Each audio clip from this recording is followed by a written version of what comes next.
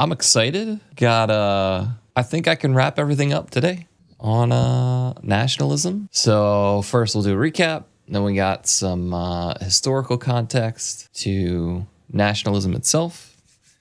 And then I think we have enough there to give just like a basic introductory, this is what is happening language-wise, meaning-wise, and whatnot with nationalism. So yeah, I'm excited to kind of wrap that all up. And I think it's like, I feel like I could just go on and on about the same topic, but I want to like try to get chunks of it out, you know, and I feel like I have a good chunk out so far, like after today especially. So even though I'll be like, I can fill in this gap and that gap, I feel like it's a good start. And we can always come back, revisit, rehash, and give gooder chunks. All right, so, all right.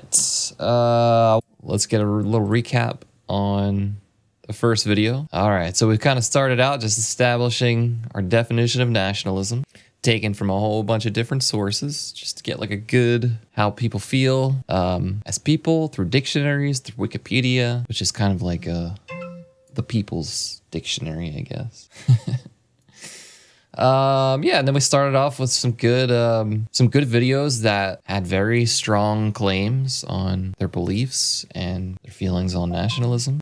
We listened to a little of Trump, which was like a hotbed for the whole topic of nationalism. The little bit of the complete opposite of France and their leader kind of through a fearful deciphering of the word nationalism and its meaning. Yeah, we could try to get some neutral videos in there on nationalism. Then number 2, I wanted to continue. Oh, yeah, we continued here, kind of checking out this TED Talk on nationalism versus globalism, which kind of touched on some of the stuff we're talking about, but was more of just like a worldly view on things and general things, not very specific. Talked about some basic needs of people, psychologically, sociologically, how it's very important to establish a self and a healthy self before you can help others. I mean, not to say you need to be 100% your best, but you want to prioritize your well-being before you're able to properly help others. Not to say that you can't, again. So yeah, we checked out this video. It was okay. Got some of the opposite views of nationalism, patriotism, who gave it more of a strict definition of bad. Prager, the exact opposite, gave a good opposite side of that scale where it was like positive interpretation, but still had many flaws in it. What else do we got here? And then I think we tried to get some other extremes with part 3. I didn't get to editing this one yet, but yeah, we looked at some of the younger generation of political, what'd you call Hassan Piker? Political pundit, talker of the news. We critiqued both him and Prager. So we got a good critique of both sides and kind of how they're interpreting wrong, I guess you could say. Who else do we have here? And then we got another extreme opposite with, which was a critique of Prager that we critiqued. We went down a rabbit hole of critiquing the critiquers. And yeah, just show it in general, which I think is kind of funny that a lot of people who, like, you'll have prominent figures or political people or just people talk about politics or anything in general, really. And you'll have like a YouTube who critiques that and then ironically does the same things that they critique and say like, no, this guy's bad, or don't listen to him, or don't believe what he's saying because this. And they end up like committing the same kind of generally like fallacies that they commit the other people of. But because they have one point or many points right, it's almost like they're blinded by their hypocrisy, I guess. Or just maybe just poor interpretation, poor critique, you know? Maybe it's the same thing like a teacher experiences that because they're in a position of knowing most what's offered on the topic, they feel an overconfidence to where they don't realize that they may be committing fallacies and whatnot. So yeah, this was a good video to watch though. It was good to get well-rounded. And I think we gave some just general examples of like, I forget what this was. The tough guys now. And again, analyzed. Then we try to get like a good Pew research for just to get like a good sense of what, like, what's the what would you say, like the layman's person, just like a normal person and their view on what nationalism is, rather than because we were kind of almost purely looking at it from academics definition, then like subsequent either politicians, news people reporting on politicians, or just doing their own journalism, quote unquote journalism. And then like subsequent people who are prominent political speakers who like critique politicians and whatnot. Like it's usually like a Daily Show kind of fashion style of critique or comedy or a mixture. So yeah, we were purely kind of looking at it from that spectrum. And I think it's also important to look at it from a general person's perspective, obviously, because the normal person is within the definition of nationalism. So it's good. It's really good to get not only the established definition of nationalism, but how it's changed over time, what people in the news are saying about it, how they're interpreting it improperly, and the normal person's feelings, definitions, and everything else we kind of explained, but just in their spotlight. So, yeah. And then I think we established something along the lines of a selection bias or survival bias. I forget exactly. But go back and watch part 3, because I feel like we wrapped up some good stuff there. And, actually, I have part 3 on Twitch, but that'll be up soon on YouTube. So, yeah. So we're on a good foot here. And I read some notes here, so we're going to kind of reference this for the part 4. So... what should we start with here? So I got a whole bunch of stuff. I wanted to look into some like government feelings about nationalism. I can only find, because this is a great website, by the way, CIA.gov, reading room. Oh, they actually just changed all this, or they made it room friendly. Anyway, this is a good website to find freedom of information releases from the CIA. So you get like a partial view of like how the government kind of functions through like the CIA and different intelligence networks, where they get their information from, some information that they have. So you don't get like a full picture of how like the government and intelligence works, but you get like a good idea of just some basic functioning. And you can see like, you know, some of the stuff's kind of like redacted from different sources. But yeah, it's hard to find like internal documents. Sometimes you find, let's say, data collecting that they'll have and maybe use as like references for something. Or like sometimes they'll monitor groups and like get that information and use it for like general reporting on whatever subject they're using. So, but I found an interesting one, which we'll just kind of briefly read through, and which will give a sense of how, I guess, philanthropists may have felt in history about nationalism, which is very interesting. We also have, I think we have some other definitions of general nationalism, and I'm never getting monetized on YouTube for saying nationalism so many times. Inside joke. Okay. And what else do we have here? And then we have a nice study from, interestingly enough, a nice study article from basically what we're doing, but from somebody from Harvard who's a sociologist who maybe got more of empirical data, some statistics to reference and whatnot. So we'll kind of just lightly touch on this, and you can probably just look this stuff up yourself if you want to, like, look through it, or you can just pause the video on whatever we're at. Yeah, and I had some just notes here on which pages to look at. Just some reference info. What do we have here? Oh, and then some founding father stuff. So I wanted to get at the root of the word, where it started, how it's changed through history, and that will give you a good sense of, how would you even classify that? What would you say? There's got to be a word for this, right? as a word is created, it is created with a specific meaning at the time. And as time goes on, that meaning evolves, changes. There's a word for it. I don't know. Give me a comment. Educate me. But it's very important to know how a word has changed over time. And sometimes it's a good thing, sometimes it's a bad thing.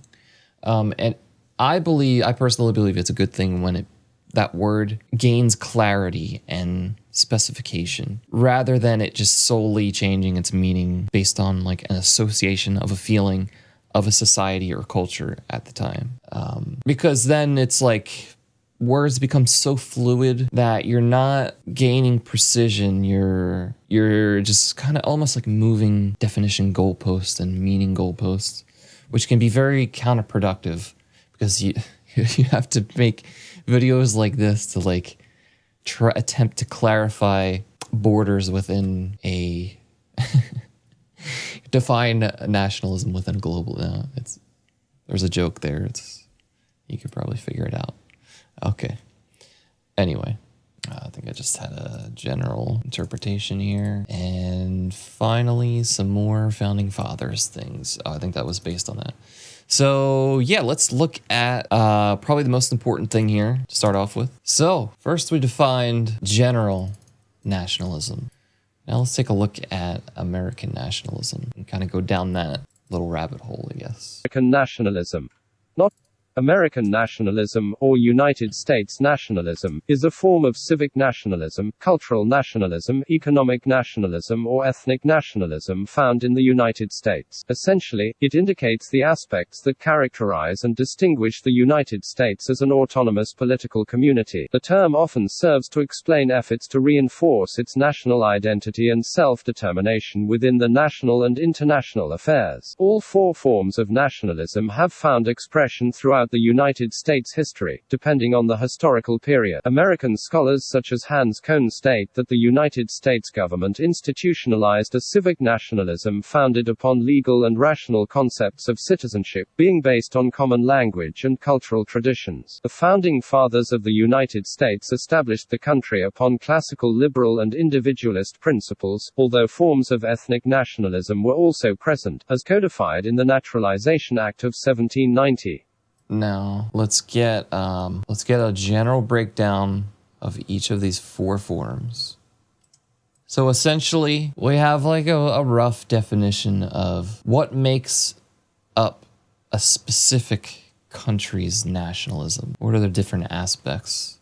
And in this Wikipedia article, it says that it's generally a blend of civic nationalism, cultural, economic, and ethnic, which you can also use to reinforce the identity of that nation. So you have basically something to refer to. So civic nationalism. Civic nationalism, also known as liberal nationalism, is a form of nationalism identified by political philosophers who believe in an inclusive form of nationalism that adheres to traditional liberal values of freedom, tolerance, equality, and individual rights. Civic nationalists often defend the value of national identity by saying that individuals need a national identity in order to lead meaningful, autonomous lives, and that democratic polities need national identity in order to function properly. Civic nationalism is frequently contrasted with ethnic nationalism. Civic nationhood is a political identity built around shared citizenship within the state. Thus, a civic nation is defined by not language or culture but political institutions and liberal principles, which its citizens pledge to uphold. Membership in the civic nation is open to anyone who shares those values. In theory, a civic nation or state does not aim to promote one culture over another. German philosopher Jürgen Habermas argued that immigrants to a liberal democratic state need not assimilate into the host culture but only accept the principles of the country's constitution. Constitutional patriotism. Very important. We'll go back to that. A more contemporary definition of liberal nationalism is offered by Yael Tamir in her classical book Liberal Nationalism as well as in her more recent book Why Nationalism. They argue that modern democracies cannot survive without a national backbone that provides a way of defining the people as a political unit deserving self-determination and self-rule. Tamir also argues that the formation of a modern welfare state was dependent on the idea of the nation as a political unit that shares a common fate and common vision.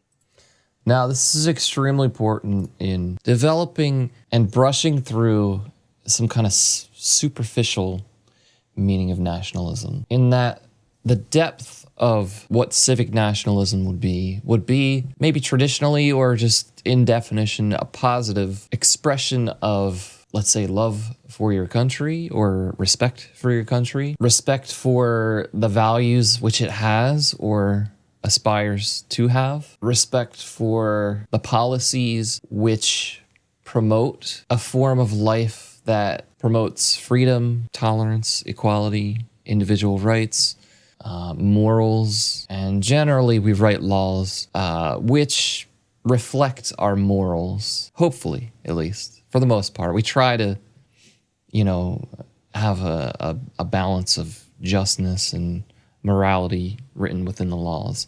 And a form of civic nationalism would speak more to a person or that concept which respects that and adheres to that, so that as a whole, as opposed to the individual who has those feelings, in line with that, as a whole, you can form a society which reinforces those individual feelings towards civic nationalism. So you have states and large groups of people who also adhere to these principles of, traditional liberal values of freedom, tolerance, equality, rights, morals, policy in general.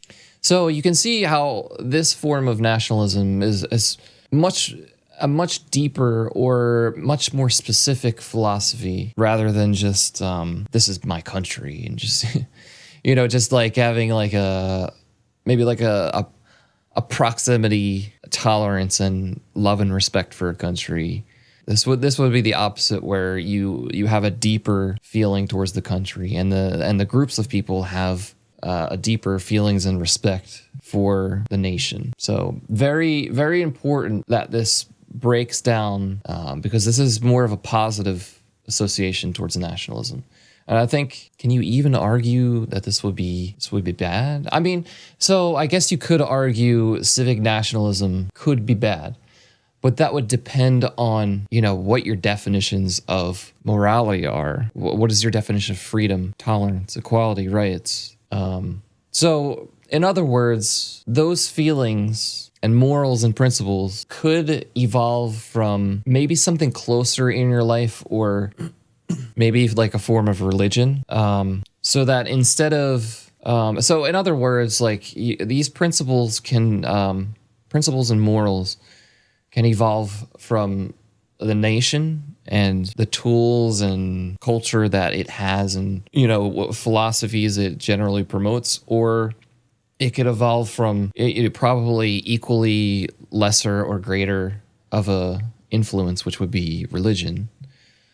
So if you contrast different religions like Christianity, Islam, Judaism, Buddhism, different Orthodox versions and sects and whatnot in between those, sometimes your policy can stem from those ingrained values and principles to which you then project onto your nation and put in, forms of policy, laws, and whatnot. Or it could conversely, or just in a different kind of tangent, it could go, or parallel tangent, let's say. It could stem from nationalism in your country, your state, your community, anyone within a proximity of you to where you have regular interaction. So although you could see civic nationalism as a positive thing and a positive definition, you could also see it as a negative thing if it were to stem from, for one, a country which has poor morals or freedoms, or at what they define as that. Or if it comes from a form of oppressive religion, where you would make arguments that particular religion, consciously or unconsciously, has philosophies and principles within it which restrict rights, which restrict freedom, equality. So yeah, depending on where that stems from, it can stem from anything, religion, the nation, but you can see there could be a case to be made where civic nationalism could be a bad thing, or even liberal nationalism could be a bad thing. Just is very, very dependent on your specific values and morals and principles. Cultural naturalism. Cultural nationalism is a form of nationalism in which the nation is defined by a shared culture. It is an intermediate position between ethnic nationalism and civic nationalism. Therefore, it focuses on a national identity shaped by cultural traditions, but not on the concepts of common ancestry or race. Cultural nationalism does not tend to manifest itself in independent movements, but is a moderate position within a larger spectrum of nationalist ideology. Thus, moderate positions in Flemish, Hindu nationalisms can be cultural nationalism, while these same movements also include forms of ethnic nationalism and national mysticism. Ah, fancy word there, national mysticism. Okay, so here you can also see another positive, or I would argue implied positive interpretation, which would be cultural nationalism. So now this is important because the focus or the way to define cultural naturalism does not specify that there must be a specific culture. In other words, something of a native versus melting pot makeup of a society. No, I guess it doesn't really imply that. I mean, I guess, well, let's see what an example of cultural naturalism would be. Ah, here we go. Let's get a good idea. Let's see what these guys have to say about it.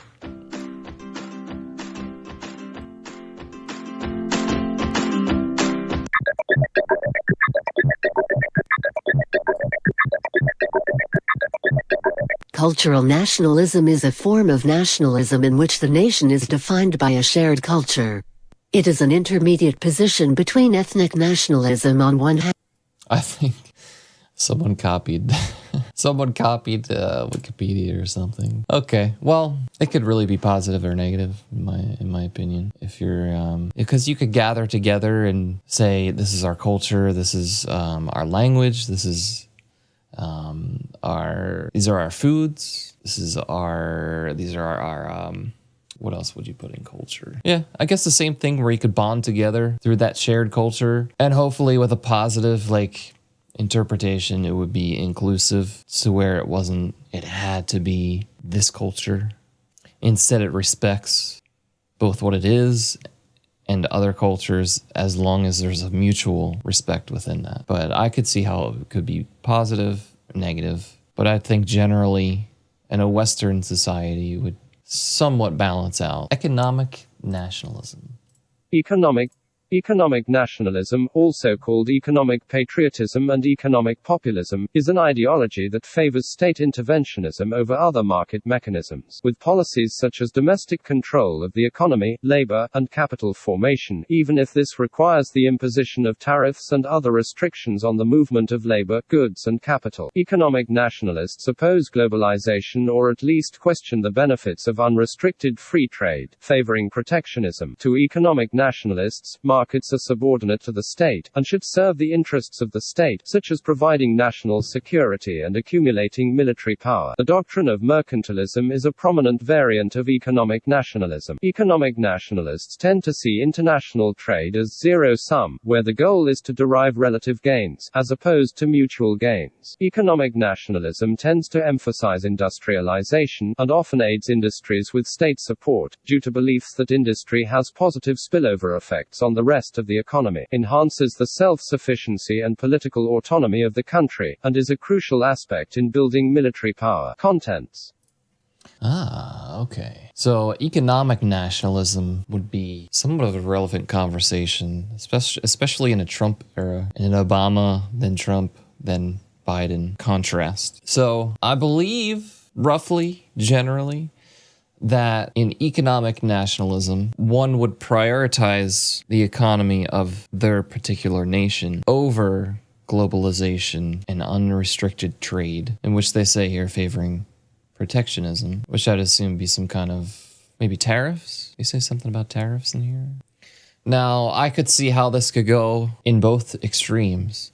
And if someone favors this kind of philosophy, how it can potentially be exploited. So, and I think Trump made some arguments towards what you would say is defined here as an economic nationalist. So he made arguments that why are we in this particular organization when they're not contributing as much, or maybe something about China and how they're taking advantage of us in this kind of deal. We're going to put tariffs on this, or maybe like economically sanction a country for whatever reason. I mean, you could see how it could serve some negative traits and positive things, and have some positive and negative consequences. But it seems to stem from either a prioritization of the nation, in that you could say one wishes to benefit their country first, or they simply don't care about other countries or their economy, or even going so far as to say we indirectly would like to hurt them in some way, whether that's like a tariff or a sanction. So depending on the philosophies of and the beliefs of the particular person or government or groups of people interacting in a global economy, that will more determine the intent of if and why they're an economic nationalist, and if or why that's a good thing. Generally speaking, I would assume that you would want those decisions to be made void of purely fear-based, in that, oh no, if we trade with this nation fairly, then they'll be on equal level as us, and that's a threat to us. You would want to you wouldn't want that to be the intent, unless there's some kind of argument which justifies that. In that, let's say a particular country is doing immoral things or violating some kind of international law, and that would more justify that course of action. And you could therefore argue that that's speaking to some form of economic nationalism, economic patriotism.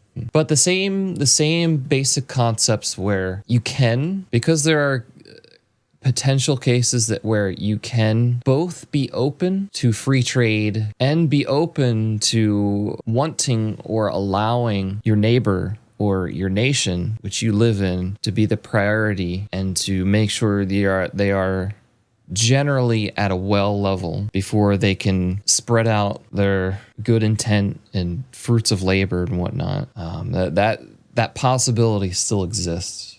And I think it'd be easier to find that rather than purely a first world like superpower acting as purely economic nationalists or purely globalists, like one extreme or the other. Generally, it's an argument something in like a news organization or someone commenting on an event will make for clickbait, for sensationalism, and it's often way more complex, as we're starting to see. And let's look at the last one here. Ethnic nationalism. Is this what I clicked on? Hold on. Nativism. Why does it call it nativism here? Oh, interesting. Okay. Let's see who else has a definition of an ethnic nationalism. I would think that'd be more defined by race, right? Ethnicity. Europe versus Asia versus Australia, that kind of thing. Or race oriented. That's fine. I think we have good enough understanding there of how that encompasses that. So now, when you take in the full context of, let's just say, how this particular version of American nationalism is defined generally, you can see how this can build a mental construct, or like a picture of a group of people which can be comprised of the civic nationalist, and this can be spread out upon each individual groups of people that make up the nation, and each version can be distributed within that, like civic, cultural, economic, ethnic, so that you create a person who has hopefully positive morals, values which promote tolerance, freedom, equality, rights, and general basic agreed upon good philosophies of policy and whatnot that reflect those things. And through that, maybe over time, you establish communities who have a sense of their culture, their language, how they do general things in life, which either built that form of civic nationalism or that cultural nationalism came from the civic nationalism. So that now you have a group of people who are free to wear a particular set of clothes, or say whatever they'd like to say, and now their behavior and their culture is reflected upon that. And I'm sure it works both ways, to where the culture influenced the civic nationalist, and then subsequently that influenced further generations because they grew up in that environment which originally was changed. And, maybe within that you have a form of economic policy which reflects something of a liberal nature of good values and morals and principles of an economy, even though it can be prioritizing the economy of a nation, but it doesn't have to exclude giving to other nations and offering maybe similar or the same choices, or extending it through a free market those same philosophies and morals which the nation uses. And you could even blend it into where it could be somewhat of a negative thing, to where maybe your form of civic nationalism started off on a bad foot. Maybe it was influenced by a religion which had some objectively oppressive values, which made it into policy, which then influenced the culture of the nation, and subsequently influenced the economy and how it traded with other countries. And maybe other countries don't want to trade with you now because they view your civic nationalism as oppressive through said law and policy. And I'm sure you can start to build a picture of where you can somewhat say what country is what, and what leans towards a positive and what leans towards a negative, generally, and in those general genres. Too many G's. So yeah, you can see all the different potential outcomes and different interpretations of nationalism through these lenses, and how it becomes a much more complex thing to talk about, rather than the articles and the interpretations that we saw before, which were purely, oh, he's a nationalist, or nationalism is good.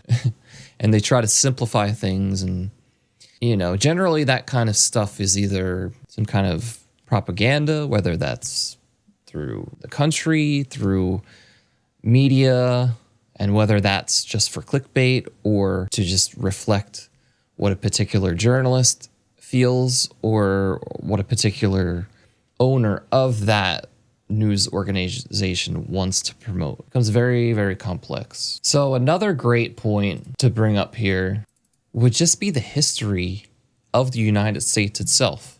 So there would be an argument to be made that wasn't the creation of the United States exactly some of the proposed situations that I just gave. So you could say the United States experienced a form of imperialism, or British Parliament, which imposed taxation without representation. So they basically let's just exclusively say that they taxed the United States for when they had no ownership and no right, and they didn't represent America at all. Basically just almost like a mob form of a tax, like, hey, we'll let you have your store here, you just give us a little bit of money, and maybe nobody comes in and breaks your legs, one of those kind of things.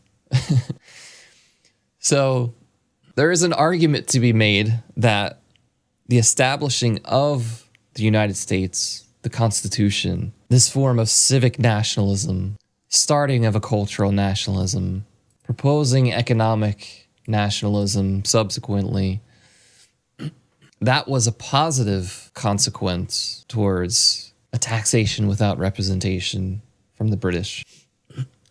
So you can say that nationalism needed to be expressed by the people of America so that they could establish a form of life which is objectively more free, more liberal, more moral, by breaking away from British rule and establishing a nation of their own. And how could you have that without some resemblance of nationalism? How could you have that without some of these things and ideas and concepts which are defined here? So I can very clearly see how, through history, the consequence of something like this has ultimately produced something positive. And that's not to say that there weren't incredibly immoral things that happened along the way. And even those immoral things were against the own morals and policies initially set up. And some of them were even done while being set up. So there was some kind of hypocrisy. But then you get into the argument of sometimes you need a form of gradualism where, although you're making a great change, both in magnitude and objective morality, so that you grant and you ensure rights to people, although that's a massive achievement and a good achievement, there are some things which require a form of gradualism, or they will not outwardly and outrightly be accepted and be able to even be implemented at first, because the change is so dramatic. You know, you want to have a sudden change. It's like you don't go swimming with the intent to jump in a freezing cold lake. You can have that intent, and it can be good. But as far as large groups of people, it's incredibly easier to get them all to jump in the water by slowly walking in, by slowly having a gradual increase of temperature. And the same thing is reflected through thought and through behavior and habits. It's that basic concept of gradualism where you slowly introduce things, even though you still have bad things happening. And you can even see that form of gradualism being acknowledged and accepted by, don't quote me on this, but I remember reading is either James Hamilton or Thomas Jefferson, who acknowledged how slavery was a terrible thing, but also acknowledged that when setting up the United States through constitution and policy, that an outright ban or an outright enforcement would potentially cause such great instability that the fragile government and way of life they had just established may ultimately crumble. And ironically enough, not too far after that, I mean, there eventually was the Civil War, which addressed that exact issue.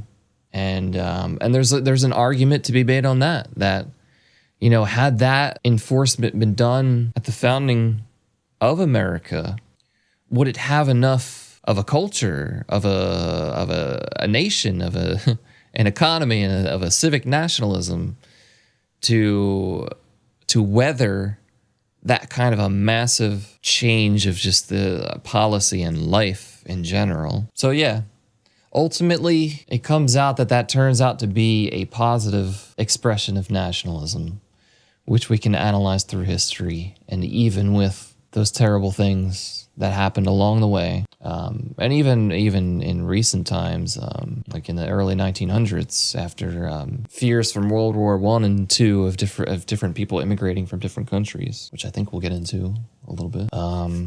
Yeah, we'll get into that. So, okay, I want to return to this one. Now let's look at. We'll also get to this because I feel like this is a little later ahead. Let's look at this paper I found by Bart Bonokowski. Don't know if that's right, but it's a very good paper. Recommend looking it up if you're into this kind of stuff. Can I read from this? That'd be great. So basically, this makes very similar arguments and talks about very similar things that I've been talking about this whole nationalism kind of little mini series, I guess. It acknowledges how people can basically interpret such a general stigmatized version of the word, and when they do that, they ignore very telling signs, and they don't get to understand very important features because it's dismissed because of some kind of stigmatization. So he kind of establishes the different definitions of nationalists and recognizes different kinds of patterns of behaviors that they tend to express. So we'll look at the definitions of what he gives, and then we can look at some of the patterns that he finds. And some of them can be stereotypical of what you would think, you know, in that, like, you would think someone who's very religious would be more of an ultra-nationalist.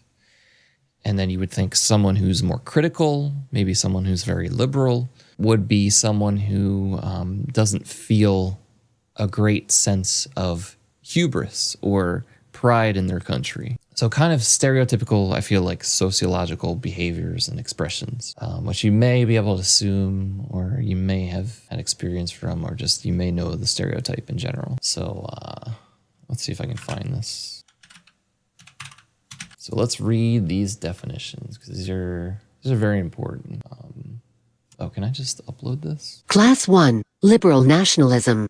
The defining characteristics of the first class, which comprises 36.46% of the sample, are its moderate scores on the attachment, identity, and hubris variables, combined with a high degree of pride in all domains of the nation-state. Respondents in this class feel close to their region and country and are ambivalent about their attachment to their continent. Their notion of who is a legitimate member of the nation tends towards civic nationalism, with more emphasis placed on elective criteria, like respect for institutions and laws. 338. Language ability, and subjective feeling than on ascriptive criteria, like religion, ancestry, and birth. The pattern of responses to the pride items stands in contrast to the moderate values on the attachment and identity variables. Members of Class 1 exhibit a high degree of pride in all aspects of the nation-state. In fact, only Class 4 has higher mean pride scores. None of the means for the pride variables in Class 1 fall below the midpoint of the response scale, and only 2 of the means indicate ambivalence toward the specific domains of the nation-state. 6. Pride in the armed forces and pride in the equal treatment of groups. 6. I interpret the middle of the response scale, ranging. Finally, members of Class 1 exhibit moderate attitudes on measures of hubris, shame, and unconditional support for their countries. They are largely ambivalent about shame in their country. 231. The need to support their country even if it is in the wrong. The belief in the superiority of their compatriots over others. 244. And the belief that their country is better than most others. 7. They express moderate agreement only with the least exceptionalist measure of hubris, preference for their own citizenship, because the model of the nation-state espoused by members of this class consists of moderate attachment to the nation, relative open-mindedness about the nation's social boundaries, and a fairly strong sense of pride in the nation-state's accomplishments without strong feelings of hubris. I refer to it as liberal nationalist. Its characteristics are reminiscent of the restrained and inclusive disposition toward the nation advocated by liberal theorists like Imlicka and Tamir. This label should not be confused with political liberalism. Whether or not liberal nationalism and liberal political ideology are correlated is an empirical question that will be explored in a subsequent section of the paper. So here he defines 4 different versions of nationalism, which he sees patterns in. And those patterns... Class 1, liberal... Sorry about that. Let me just see if I can get a page number here. 17, okay. And those will correspond... he goes through country and, defines liberal, critical, populist, ultra. So we just went through the definition of liberal nationalism. And you can see per country, per the questions he asks, and... or where they got the data from, the different patterns of each particular group. So you could say, and I believe the numbers are like between 0 and 4, 4 being strong, 0 being not strong, maybe 2 being moderate or something like that. Don't quote me on that, but generally, if you see if someone has very high respect for institutions, laws, language, they may be more likely to place less emphasis on religion, be so about ancestry, and mildly positive on the origin of birth. The important thing is to be able to recognize the patterns and generally make assumptions about what a person may or may not feel or align with. Class 2, critical nationalism. The second class, which comprises 24.42% of the sample, consistently scores lowest on all the nationalism variables. Members of this class have moderate levels of national attachment, and their conception of the nation's social boundaries leans strongly towards civic nationalism. In that respect, they are quite similar to members of the liberal nationalist class. However, the two classes diverge sharply on measures of national pride. Liberal nationalists are unambiguously proud of all aspects of their countries, while members of Class 2 consistently exhibit a lack of pride in or ambivalence about their country's achievements. Now, this is something you may assume, how I was saying earlier, that maybe a stereotype, to where if you have someone who is very critical, they may be less likely to take pride in maybe their country, maybe something that they're critical of, because they're focused on the problems of whatever that thing or entity is doing. Whether that thing is objectively right or wrong isn't so much as important as to recognize that being critical may subject you and may consequently make you exhibit a focus of negativity and like a habit of drawing conclusions and critique. And I'm sure you've seen this in other aspects of your life, or, you know, through a workplace or something, where like there may be somebody at a job you have, or you may be this person where, you know, you complain to your coworkers and then you develop a bond of complaining, and maybe there's another coworker who doesn't do that at all, and they have a totally different temperament and totally different conversations, and it's usually going to be of a different emotion, or, you know, where the critical may be sarcastic and funny, or maybe purely negative, and you may develop a bond over that of some kind, and that may establish a habit of that conversation, or a habit of critique, or a habit of critique and then comedy. And you can see how that can carry over to how that person focuses on other things in their life, and, you know, become a habit of interpretation or observation. So to make that short, you would assume a person who does that with country being the focus, or the nation being the focus, you could see how they would probably have a lower level of pride and be less awed by achievements that nation makes.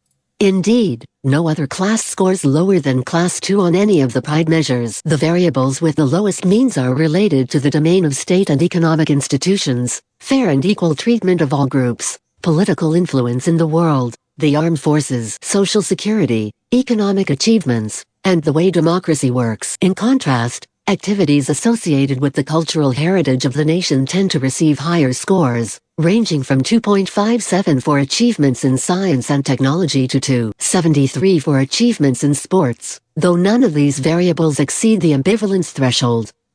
This response pattern suggests that members of Class 2 make a clear distinction between the state and the nation, and hold the former in lower regard than the latter. Now, this may imply that a person who has these kind of patterns of behavior and thought may have an ideal or an idea of how the nation should function, and has a level of optimism that it will function in that way, or eventually function in that way. But they may see things on a local, state level and recognize all the wrongs or things they disagree with, and hold that in a lower regard. And maybe they can even see the contrast between their particular state and another, or their particular state and the nation, or its ideals and values, which they may be critiquing and find is not there. But you can see how a person who interprets like that or views things like that, how they would hold things which are harder to critique, I guess, like technology and science. They would hold them in a higher regard, even though this is, for the test, considered kind of ambivalent, and to where it's not a super strong positive feeling, but not a negative feeling, just kind of like, yeah, it's okay, yeah. Like they're looking at science and technology and say, I guess it's okay. We could probably do more. You know, that would maybe warrant a kind of response from that kind of person. Or it's like, our state is terrible. We need this guy to get into this and that. And, but we sent up a Mars thing. That's okay, I guess. I don't know. I'm worried about this and that. So you may, it just becomes reflective of how a person like that may function. Just to give like a general random example. Members of Class 2 also score lower on the hubris, shame, and unconditional support variables than other respondents. They are the only ones to disagree with the statements that one should support one's country even if it is in the wrong. Very important. They are the only ones to disagree with the statements that one should support one's country even if it is in the wrong. So with the United States, you could say something like, you should not support a country if it goes to war with Iraq, for example. And maybe a person would only come to that conclusion had they inherently been critical, had this kind of pattern of behavior. So it's like, even though someone can be very pessimistic and you could disagree with them at times, it's ultimately, that complexity of groups of people within it is healthy in a way, to where a person who supports the country, even if they know it's in the wrong, could do something terrible, like Nazi Germany. Whereas a person like this would not support the country and be in the right. But there may be instances where that could be a bad thing, where that inherent kind of pessimism leads to, something that's ultimately worse for the country, or just produces some kind of deadlock. But I think ultimately it's good to have a healthy mix of these kind of people, or those kind of people. 09, and that the world would be a better place if others were like one's own compatriots. 208. They are also more likely than members of the other classes to feel ashamed of their country, and are ambivalent about preference for their own citizenship and the notion that their country is better than most others because of the low levels of attachment, pride, and hubris, as well as the inclusive definition of national identity among members of Class 2. I refer to the class as critical nationalist. In all likelihood, people who exhibit this pattern of responses are either negatively disposed toward their particular country of residence, or are generally skeptical of the nation-state as an institution. So very important kind of interpretation there, where this could be, this kind of person who exhibits these kind of patterns of behavior could simply be getting poor information, in that they're only seeing negative things which a country has done. Or it may just be propaganda, or it may be spun information, and therefore that may produce a person who has that form of kind of critical pessimism towards their nation. Or it just may make them skeptical of the nation or institutions because they're solely disposed to negative information, and they're not aware or privileged to the entire picture or the entire source of information. Though it may be tempting to label members of this class as non-nationalist or even anti-nationalist, I stop short of this conclusion. We cannot rule out the possibility that some respondents in this class have positive feelings toward another country, perhaps because they hold multiple citizenships or aspire to reside elsewhere at some point in their lives. Furthermore, my use of the term nationalism does not entail judgments about the content of a particular representation of the nation-state. Rather, it assumes that all individuals have some subjective relationship to the nation-state, even if that relationship is negative. So there you go, critical nationalism. That's a good kind of caricature of a person, I guess, or like you can kind of picture a person, or how somebody may function who's like that. Not that you can view a specific person, but you can kind of get an idea of general behaviors. Class 3, Populist Nationalism. The pattern of responses in Class 3, which represents 21.16% of the sample, resembles critical nationalism in one respect: the markedly low scores on measures of national pride. Like critical nationalists, members of Class 3 make a clear distinction between the state and the nation, and are not proud of the former. However, the similarities between the two classes stop there. Members of Class 3 feel stronger attachment to their region and country than critical or liberal nationalists, and their attachment to the continent is less ambivalent than that of critical nationalists. In sharp contrast to both critical and liberal nationalists, the definition of the nation-state's social boundaries in Class 3 is decidedly ethnic, with nearly all measures of national identity scoring well in the upper ranges of the response scale, including ancestry, birth, and lifelong residence. 8. Religion is the only identity variable to receive a weaker positive response, with a mean of 2.75, which suggests that members of this class differentiate between ethnic and religious criteria of national membership, and view the latter as less relevant. So this may be describing a person who, if they hold religion in high regard, or if they hold country in high regard, they may not care where, they may care a lot where their place of birth is, their ancestry, if they've lived in that community for a long time. So you can see how maybe religion, country, community are very entwined with this particular general kind of person. And says that their attachment to the continent is less ambivalent, so they're kind of so-so. What's important here would be the relationship between religion, country, community, and how they are very important aspects of what you would see from a populist kind of nationalist, and different behaviors and maybe thoughts you could assume from that. Finally, the responses to the hubris, shame, and unconditional loyalty variables among members of Class 3 are moderate, much like those of liberal nationalists. The only measure with a low score is the 8 prior research demonstrates shame in some aspects of the country, which is consistent with the low pride scores for members of this class. Because members of this class express strong national attachment, adhere to a restrictive definition of national identity, espouse a general lack of pride in the state and economy, and are ambivalent on most measures of hubris. I refer to this class as populist nationalist. Populism entails identification with common people and opposition to the established power of political and economic elites, which is consistent with this class's positive valuation of the nation's achievements and simultaneous rejection of state and economic institutions. Although populism can in principle be combined with either liberal or conservative principles, its most prominent political manifestations in the 20th and early 21st centuries have been decidedly conservative. Betts and Immerfall 1998. Beers in 2009.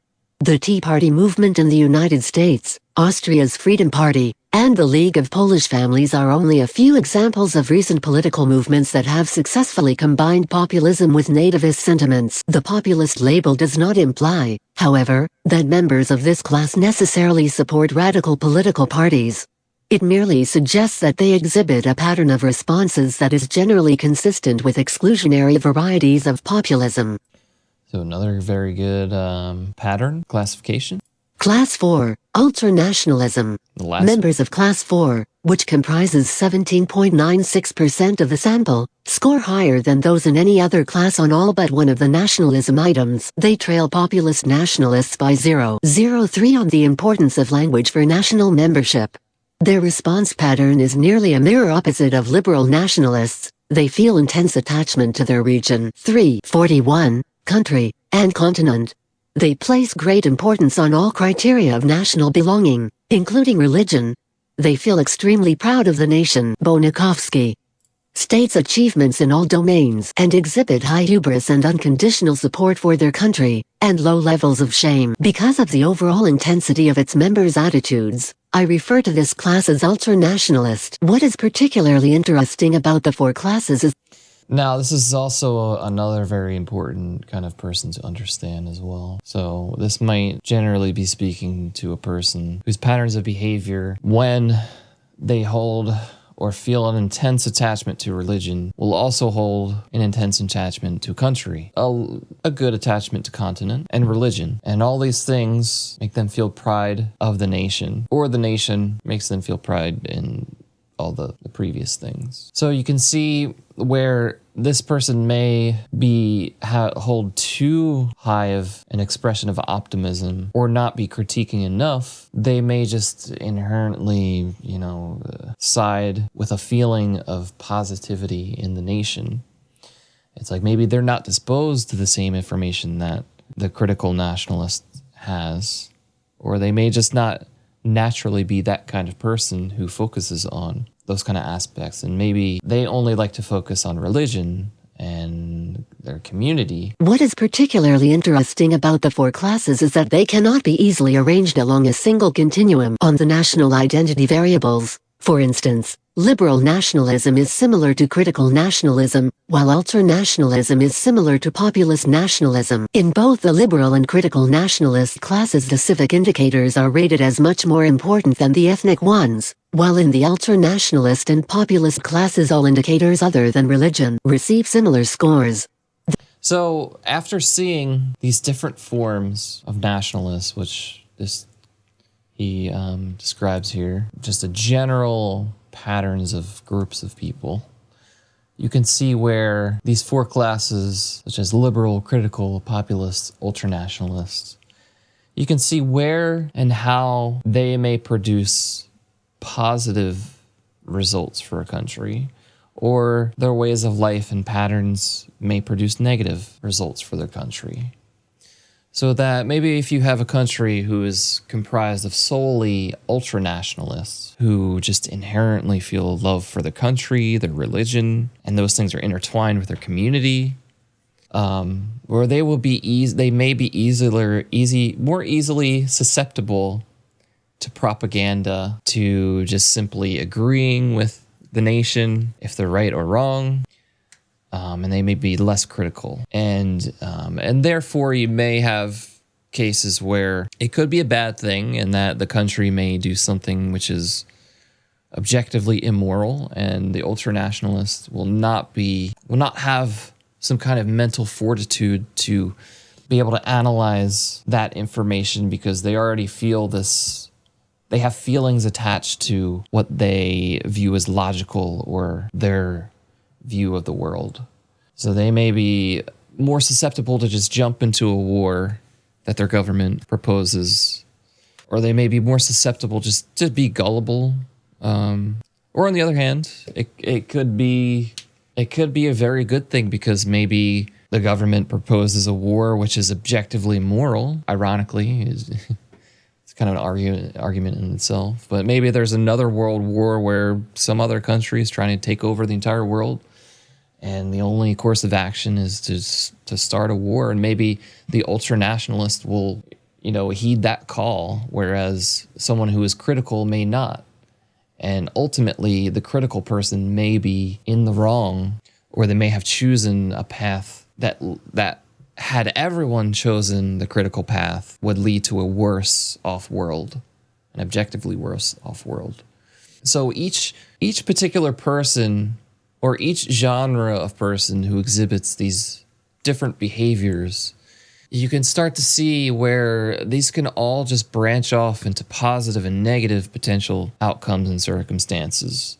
And it becomes very complex to where now we have it down to the individual, or the individual groups of people and the different subsets of groups of people, and how things can be good and bad. And you can start to see yourself, different countries which lean towards these different classes of specific people, or you may know specific people that exhibit these behaviors, or you can see countries with these subsets of people expressing themselves, or even just entire countries themselves. So this is a great article, or is this an article or research paper survey that I recommend if you want to kind of understand that relationship, got like a co-habitual relationship, and maybe how behaviors and patterns are expressed within people who have those kind of traits.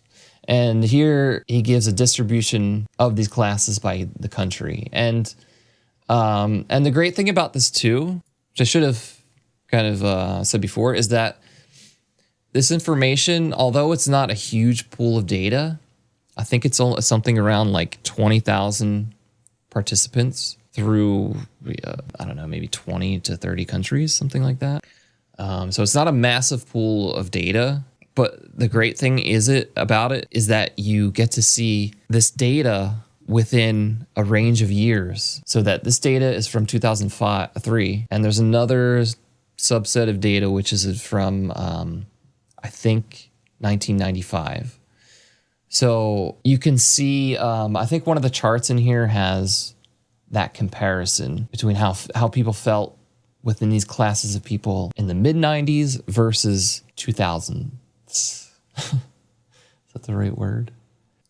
And I think they make a point that, ironically or surprisingly, the classes of people, the genres of people, stayed relatively in close relation and proportion, even though they rose and would fall. But you can see 1995, 2003. There's different colors here. They're the chunks of the bars are very proportional, stacked next to each other.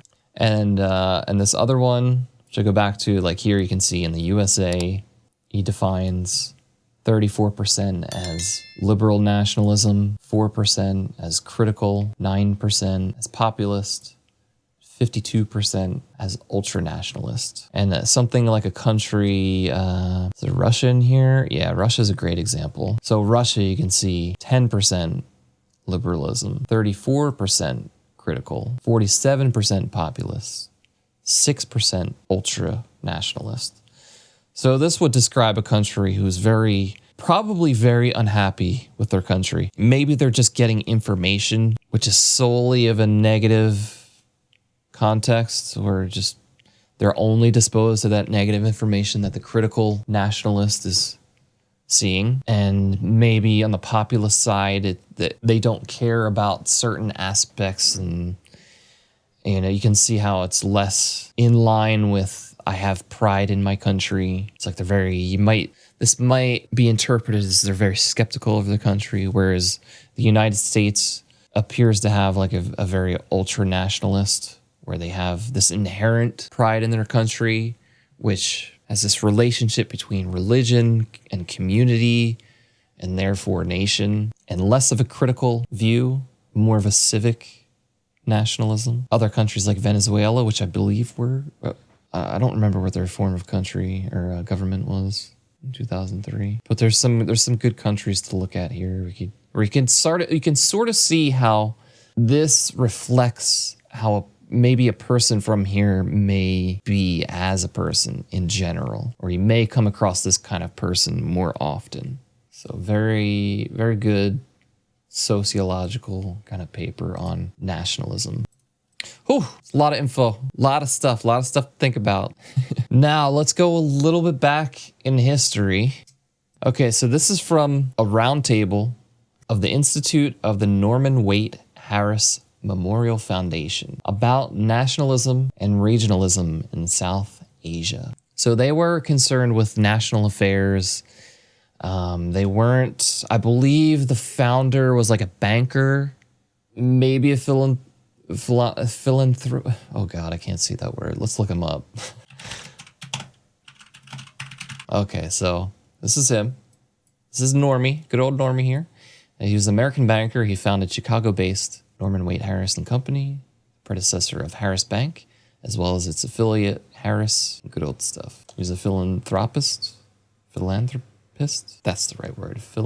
Philanthropist. So for some reason, he set up somewhat of like a round table, I guess, that or it might have been like an editorial paper or something, like where they just kind of discussed these kind of topics. And I don't know, maybe they had an influence in government of some kind. I'm not sure.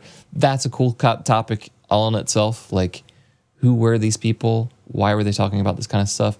What kind of influence did they have in the government? Because obviously this had some kind of importance to the CIA, because this comes from the CIA, and it was from 1949, distributed in 1949. You can see up at the top right here. And I think these discussions take place, or maybe the discussion was in 1949. Either way, it's late 40s, early 50s. So this is very good to get insight into countries, or maybe just people in general, maybe just philanthropists or think tanks of the time, how they felt about the word nationalism, or nationalism in general, how it functioned at the time, because they had just seen World War I and World War II, and they're coming from this very fearful interpretation of what can go wrong when a country expresses some type of ultra-national or fundamentalism, or how would you say, fundamentalist?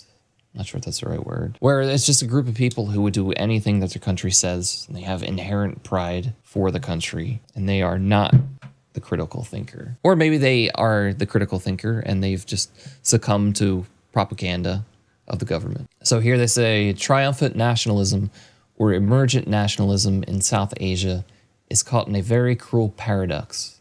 It is coming to its time of triumph in a time when nationalism as such is bankrupt. These countries are only now gaining their opportunity to create their own national states, when the era of the nation state is obviously coming to an end. So this would be describing a nation where it is not broken up into states, such as the United States. It would just be, say if you removed all the states the United States has, and it was just the United States, no S. He's saying this is because of World War II, people had this very poor view of a nation state in that it produces countries where they can be, or can produce countries where they're very competitive in this ultra-nationalist kind of fashion, which can produce a world war like we saw. They are receiving only now the opportunity to begin to build national political economies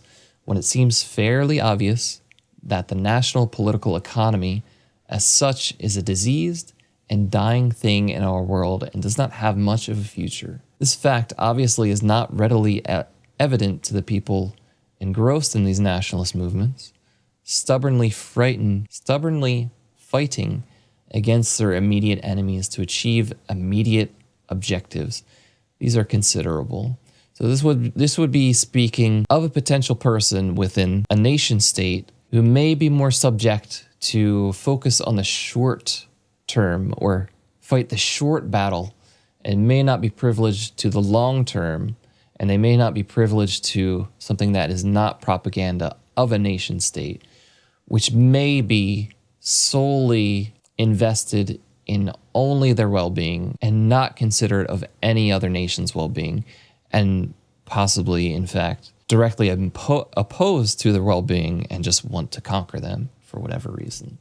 This is speaking to that extreme side, and that person they may just be so engrossed in their short-sightedness that they're very hard to reach. Thanks to the declining power of the old empires and the blows struck by Japan, the nationalist movements in the former colonies of South Asia have been able to throw off, and are in the process of throwing off Western rule. They can achieve and are achieving now the elementary victory of political independence. They can restore to this extent the self-respect which subjection denied them. They can put an end to dependency and to the kind of exploitation designed to serve foreign investors rather than the well-being of their own people. This is still a goal that commands immense force and can marshal great masses of people under the nationalist banner. It is a goal that must be sought, and as the French and Dutch have shown in Indochina and Indonesia, it involves bitter struggles that cannot be avoided. So this is just explaining, or he's just referencing maybe how a country is expressing some kind of imperialism or some kind of rule or influence over a country, that it's very difficult for that, or it can be very difficult for that country to just leave or just expunge its influence and say, you do your own thing. You're your own country now. And sometimes it may take the country to be like, this is our nation, and submit to an expression of nationalism that ultimately can expel that kind of imperialism or influence from another country. But to the wide and crowded realm of new problems that lies beyond the victory over the Western ruler, simple nationalism brings very little that is useful or promising for the future. It is late in the sense that national sovereignty, in the 19th century sense, is no longer capable of giving people the means of solving their most urgent problems of productions: livelihood, health, education, and security. Each of these countries can quickly assume the external trappings of national independence, complete with diplomatic missions, armies, and seemingly autonomous economic policies, but they enter a world that is inhospitable to individual nations, especially weak and backwards nations. They enter a world in which the nation is no longer the effective unit of political and economic life, but is, on the contrary, an anachronistic form of social organization, which is retarding almost more than any other single factor and forward progress of peoples everywhere. So this is really just, he's really digging into potential, or maybe, I mean, we can't really assume what his definition of nationalism is. You know, you assume that it was very influenced by the time, which is a very reflexive interpretation of nationalism due to the factors of World War I and II, and seeing oh my God, this is an example of just being critical of nationalism and the potential things that have gone wrong. It is not necessary to labor the point that we are living in the era of decline and disappearance of the nation state. Every major event in the world history in the last 40 years has shown, convulsively as a rule, that the world has outgrown the national form of organization.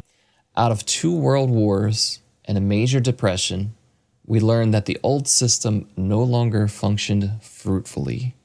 You can see that reflexive tone in his wording. We have witnessed the gradual whittling down of the number of contending nations in the shrunken sphere of world economy, and we have discovered that the prime problem of our time is the reorganization of our society into units larger than the nation, into a unit, indeed, as large as the world itself.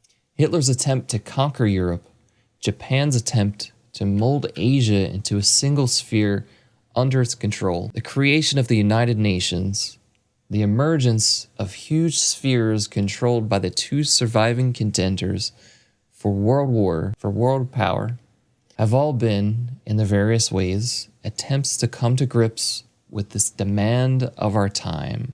Now, he may recognize that the world at the time, either through the consequences of world wars, which directly involved nationalism, or just nationalism in itself, may produce a world and state of mind where you have this great contrast of you must either submit to a world economy, to a world form of thought, or you must stubbornly grasp onto what you hold dear in forms of proximity to yourself, to your immediate community, to your nation, and solely that, and reject other things. It's almost like it's almost this like subliminal kind of subtext of a false dichotomy where it's almost like he's saying it without saying it, that you either choose this stubborn form of life and wither away, or you submit and give in to this new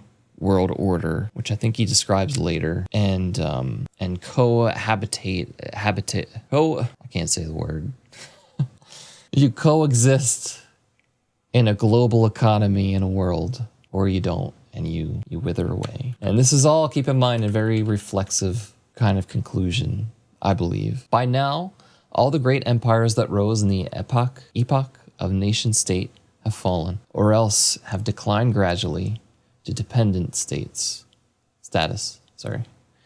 In world politics is no longer a matter, as it was before 1914, of a mad scramble among rival groups for pieces of the world's territory and wealth. It is a matter now between the 2 emerging titans of world power, the United States and Russia, a matter of organizing the world itself.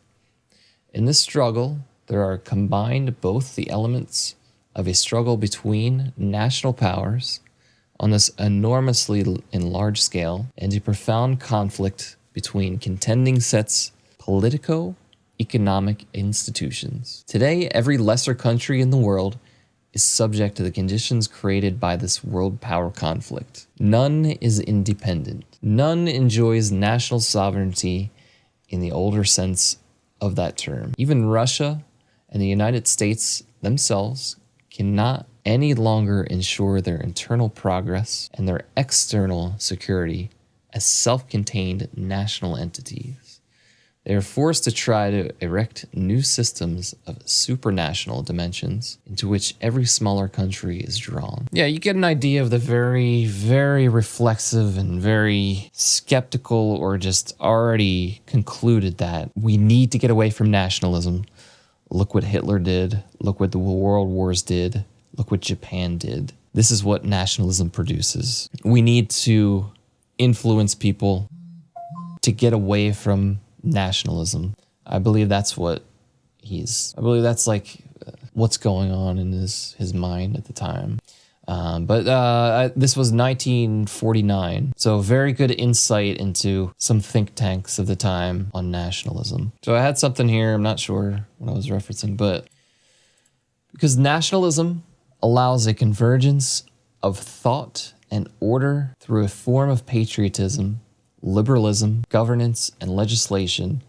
This creates potential negative or positive consequences, such as exploiting emotional and illogical concepts like racism or using legislation indirectly to covertly achieve this, or on the other hand, create a group of people who fight through policy or physically to achieve a state where historically oppressed people are no longer oppressed and gain equal rights. So here I was just kind of summarizing how that paper, the Bonanowski, or however you say that, how he subdivides different groups of people and patterns, how therein lies an opportunity to exploit people with those inherent patterns by positive means, by negative means, which may produce positive consequences or negative consequences. And I think we got one more thing here. We're almost to the end. Almost there. Almost to the end. We'll give a nice conclusion afterwards. Let me see what I wanted to share exactly from this. 18th century Americans with the benefit of a formal education were steeped in the classics, and many of the founding fathers didn't need modern translations for access to the Greek and Roman writings that provided their philosophical and cultural anchor, and even Americans who lacked formal training in the classics could not escape the intense social conditioning that defined America's Augustan age. What better example, indeed, than Lincoln's hero George Washington, who never studied Greek or Latin, who had very little formal education at all, but who could understand himself, and the American Republic, only in neoclassical terms, too. I think it's a very profound realization when you can have someone like George Washington, who someone like even like Lincoln looked up to, who didn't have classical education which formed, let's say, philosophical concepts in the Founding Fathers' policy and just philosophies in life that they wished to impose in the new America. How even at the time that Washington didn't have formal education of this, he could still, because of the environment he was subject to and the people and the things going on at the time is very, very apparent to him, in that he didn't need formal education because he was getting basically the same education at that time, like in IRL, in real life, at that very moment. He was experiencing the clash of philosophies and attempting to create solutions from basic questions. Time Lincoln entered the world in the early 19th century, however, this most intense form of classical conditioning had begun to erode. Even some of the classically trained revolutionaries, such as Benjamin Rush, suddenly declared war on the classical canon in education, and although the Now this is probably a bad thing, I think. Honestly, I think it's very important to, whenever you have someone either who has achieved greatness or they have done great things, I think it's very important to analyze who they are as a person and where they got their information from. So if the ideal education at the time produced people like Hamilton, Thomas Jefferson, creators and writers of the Constitution, you would want, at the very least, the good parts of their complex education to be predisposed and influence further generations. You don't want that to wither away, because then, it would be logical to assume that you wouldn't produce as many people like Hamilton or Jefferson. Let's begin with Jefferson, who can fairly be described as a lifelong student and lover of the classics. After receiving the rudiments of a liberal education between the ages of 9 and 16, Jefferson entered the College of William and Mary, where the curriculum was centered on the classics.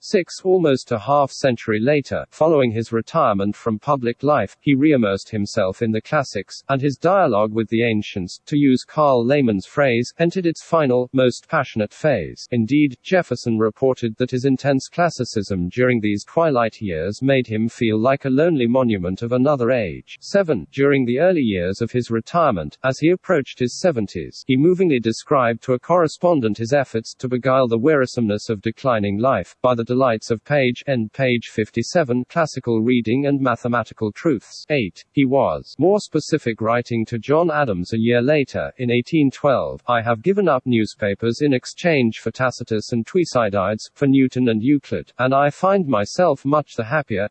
Now, I think also at this time, possibly, he also expressed more of a regret for not doing more for slavery at the time. And I think, but don't quote me on this, I think he still had that sense of gradualism that we spoke about earlier, where we gradually need to dispose people to this new form of life, this new constitution, these new philosophies and morals, instead of just dunking them in that cold lake. We need to gradually walk them into colder and colder water. And I believe later in life he expressed some regret for not doing more on that front, because it became a very, very slow change. Like the shift in the view on slavery, it wasn't always, even at the start of the country, it wasn't always just everyone's a slave, we don't care about anybody, even though we have this constitution which says they're free.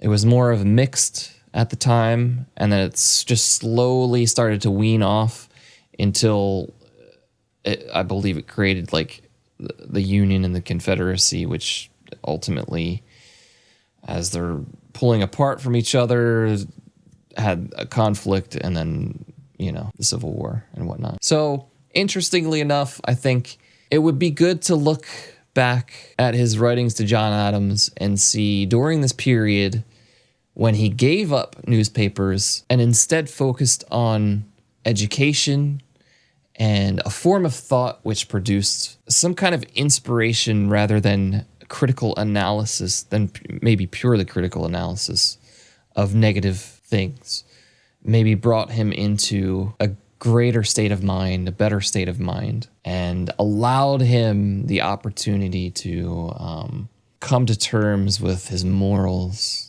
and remove himself from his ego a little bit more. To forget that Euclid was absolutely central to the classical tradition that 18th century Americans like Jefferson embraced. The career of Euclid's Elements, an all-time bestseller, is in many respects as mysterious as it is extraordinary. Euclid was not an original thinker or even a great mathematician like Archimedes, and the 13 books of his Elements are utterly lacking in color, verve, or humanity. The book endured in a way that few other works of antiquity have. The geometry Euclid had outlined in his Elements stood as a supreme mathematical and logical system. 11. Specifically, Euclid's geometry had become, by Jefferson's time, a testament to the power of human reason to deduce truth. Viewed in this light, Jefferson's affinity for Euclid should come as no surprise. His passion for geometry points to his... Oh, sorry, I missed. Viewed in this light, Jefferson's... Okay. We'll just have to read this. So, on the basis of some formal definitions of terms and 5 postulates and 5 axioms, whose truth was self-evident, such as, things that are equal to the same thing are also equal to one another, or, the whole is greater than the part, Euclidean geometry deduced an elaborate system of propositions that seemed both to accurately describe physical reality and to compose a flawlessly logical system. In this sense, Euclid did more than teach the principles and method of correct reasoning in geometry. He could inspire readers of his Elements to apply reason to philosophy, economics, political theory, art, and religion, and in so doing, arrive at truths that were as valid as mathematical truths, as irrefutable, that is, as the propositions derived from his axioms. To this extent, Euclid, I can't say that right, not only survived the scientific revolution of the 17th century, he became central to the development of Newtonian science and to the Enlightenment more generally. Viewed in this light, Jefferson's affinity for Euclid should not Viewed in this light, Jefferson's affinity for Euclid should not come... Oh God, I can't read that. Viewed in this light, Jefferson's affinity for Euclid should come as no surprise. There you go.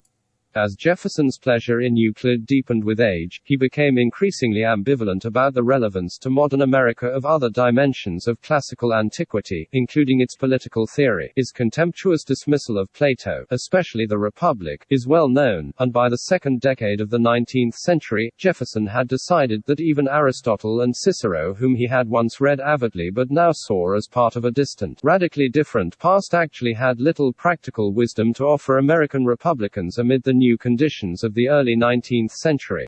So it's very important to realize at the time that these ideas and moral contrasts were being shed into light, how people like the Founding Fathers got their education, which molded them into a particular way of thinking.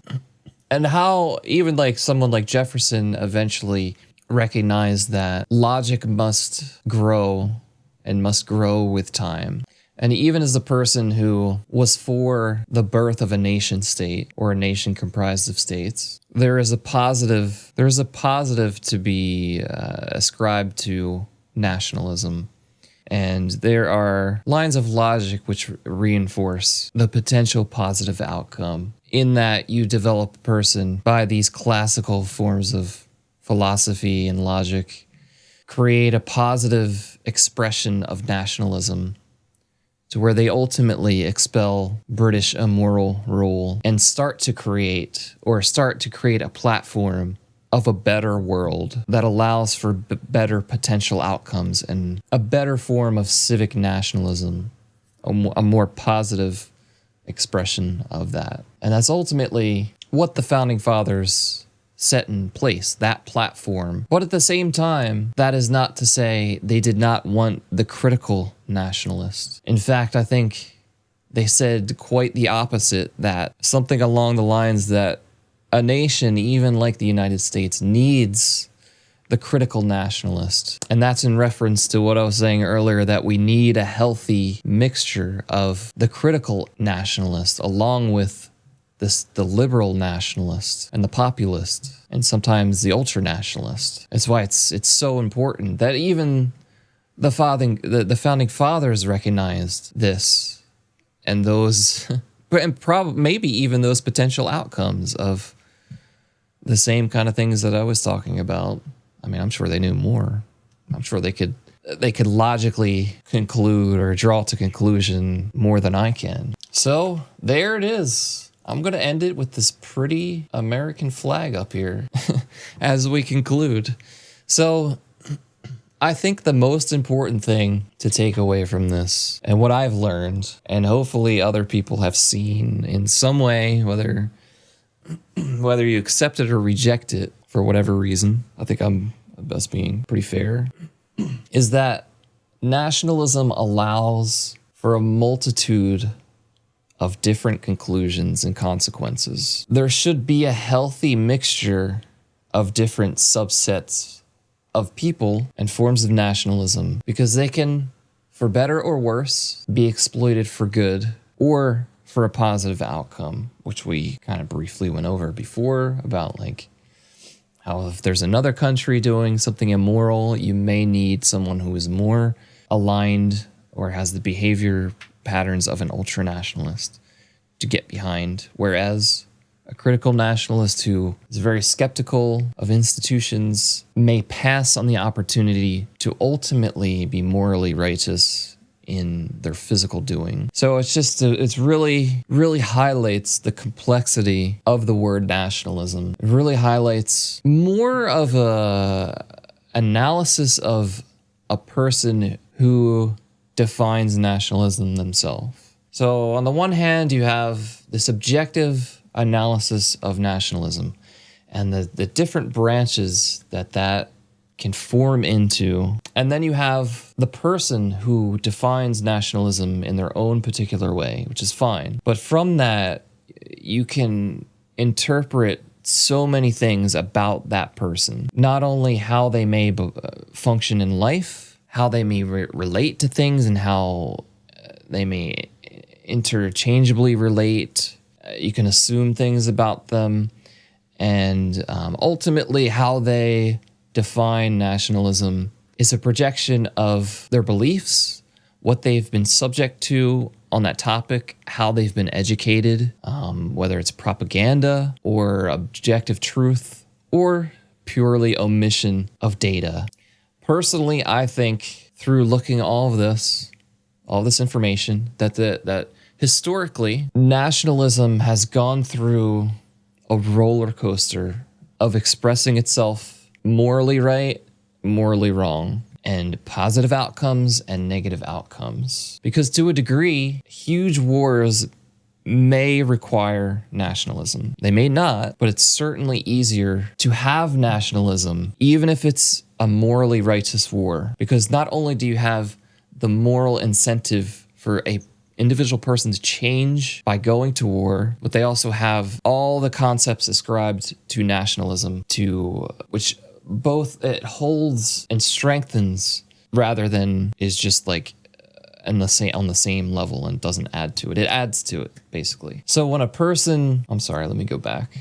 So there's this roller coaster of the word, and you can clearly see that America in some way was a positive expression of nationalism in its forming, or just a positive idea of what nationalism should be. And through that came some form of good. And on the other hand, you can see hundreds of years later how nationalism clearly almost destroyed the entire world twice with 2 world wars. And you can see after those times of those expressions of nationalism, be it positive or negative, how people reacted, both in definition of the word and usage of the word, how they interpret it, how they use it in language to influence other people. And you can clearly see after World War II, even groups like in that round table, where it was a very reflexive, we need to get away from nationalism because this will happen. And we don't want this to ever happen again. And this is the only cure to this. So I believe, you have a micro kind of up and down, and you also have a general up and down. And in different circles today, there are clearly patterns where the interpretation of nationalism is purely negative. Maybe even so far as to say that their definition of nationalism is so incredibly specific and not all-encompassing and omits so many things that it's maybe intentionally negative and intentionally used in a way to propagandize ideas and concepts. So I believe in a stereotypical, more likely leftist leaning or more critical form of nationalism, that you'll get this interpretation that nationalism is bad and it produces solely bad effects. And then you get things such as the videos that we went over, like Now This, Hassan, Piker. You get forms of interpretations of the word nationalism where it's purely coming from a state of fear, and it's purely in a critical sense of what could go wrong and what is wrong when it does go wrong. And you can clearly see how in those definitions, it omits so many things and so many possibilities and so many historical realities that it's hard to take that conversation seriously. That isn't to say to not have the conversation, but I believe that if you do have some kind of communication on this word, I believe that's why we went through definitions. I believe it's so important to define the word itself and then define how it's expressed historically in the past, in the present, how it's interpreted today, how it used to be interpreted before, so that you can see all of your blind spots and the other person's blind spots, and ultimately get a better understanding of specifics rather than just sensationalize things. Because you'll get, and even those now this videos we watched, it's somewhat one side of the conversation on even mass media. I don't know I don't really watch mass media, but CNN, ABC, MSNBC, Fox, those kind of things. You'll see it's very hard to get a neutral point of view on them. And So yeah, on both sides of the spectrum, you get just how we saw the Prager video. You saw how they could just interpret things wrong, even if they have more of the data or they're including more of the definition. They still get things wrong, and then they still create a divisive conversation of the word itself or the interpretation of the word itself. So it's very hard to get today a neutral analysis of the word nationalism. And I think after we viewed all that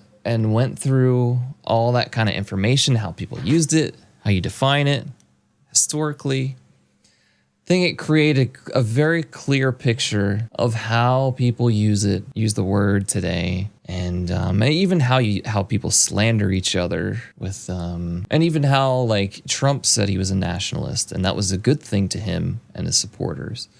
But then in the media, they say, oh, he's a nationalist. That means he's a fascist and he wants to rule as a dictator. And you get like just these people that are just so far off on just even their definition of the words that they can't interpret things right. And it's terrible because you don't get into a conversation of the meaning. You get into a conversation of sensationalist, out of context quotes of interpretations which literally do not align with the person. But then on top of that, you get that repeated and propagandized and repeated over and over, so that you as a person and groups of people succumb to logical fallacies, such as they've heard it so many times that now it becomes a fact, or they've heard it from a figure of authority with credentials, and therefore it's fact, and they don't have to question it. And they have this statistical bias, this survivorship bias of they only see that information, and they're unaware, or they don't even question basic philosophical questions or meanings or definitions. And it really highlights how poor in nature it is to assume one's meaning without considering the exact opposite, and also without getting specific clarification from that person.